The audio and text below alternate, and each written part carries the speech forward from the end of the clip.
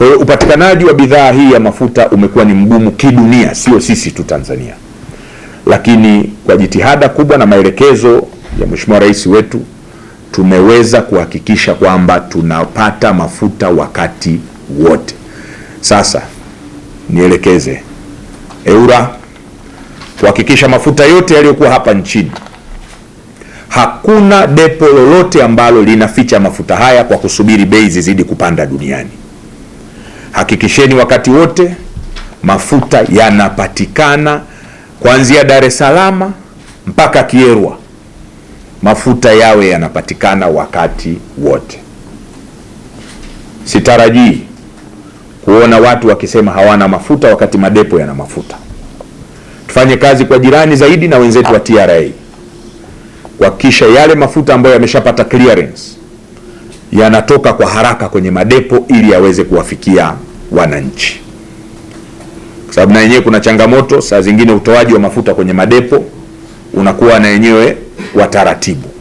Kwa hiyo tuhakikishe mafuta yanapatikana.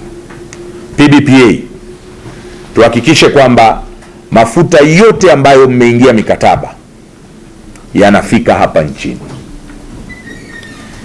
na tusisubiri kwamba yako njiani. Tuhakikishe na tukague kwamba ni meli ipi, ipo wapi, inafika lini. Kwa nini nasema hivi? Nimeangalia mwenendo duniani, kuna meli nyingine zinageuzwa zinapelekwa kwenye masoko ambayo hayana mafuta kwa sababu wanapata faida mara 2 mara 3. Sasa watatuacha sisi kutokuwa na mafuta hapa. Sasa katika hili iundwe timu ya PDPA, EWURA, TPDC na vyombo vyetu vya ulinzi na usalama kuhakikisha tuna track meli hizi kwamba mzigo wote uliodhamiriwa kuja Tanzania unafika Tanzania kwa wakati. Ni jambo moja kusema meli ziko njiani, lakini ni jambo jingine meli kushusha mafuta haya na kufika. Tuhakikishe mafuta haya yanafika Tanzania. Lakini katika hili sitarajii kuna kampuni yoyote ambayo mmeingia nayo mikataba ya kutuletea mafuta kama taifa italeta taarifa ya force majeure. Sitarajii. Kwanza ninakataa taarifa yoyote ya force majeure. Force majeure ni kushindikana kwa kutekeleza mkataba. Kwa anaweza kama mtu akatokeza akasema mimi nimeshindwa kutekeleza mkataba wangu, akatuweka sisi katika hali mbaya ya upatikanaji wa mafuta. Mikataba ilishaingiwa, hatutarajii wao wasosi mafuta kokote wanakojua yanapatikana. Sisi tunachotaka katika soko letu ni mafuta yafanyaje, yafike. Lakini vile vile TPDC kuhakikisha kwamba mafuta yote ya miezi ambayo bado hatuna yanafika nchini. Na hii katika hili elekezo nililolitoa, maelekezo niliyotoa kwa PDPA ya hatutokubali force majeure, ina maana na nyinyi kwa ukaribu zaidi, na nyinyi kwenye timu ile ya PDPA mnaingia, EWURA, TPDC na PDPA na vyombo vyetu vya ulinzi na usalama. Sasa sitarajii kwamba kule yanakopatikana kwa suppliers, sitarajii kuona kwamba nao wanashindwa kupakia mafuta, ili tuhakikishe wakati wote tuna mafuta ya kutosha hapa nchini.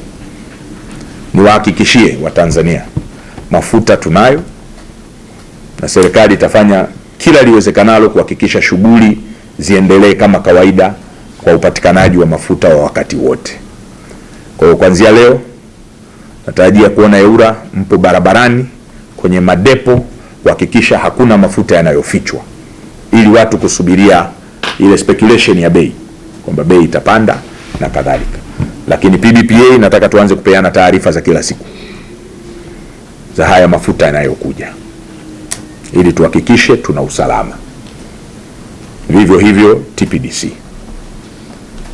Ndugu zangu, inatakiwa tuwe macho, kwa sababu bidhaa ambayo sisi tunaitaka na tunaitarajia ifike, kuna wenzetu hawana.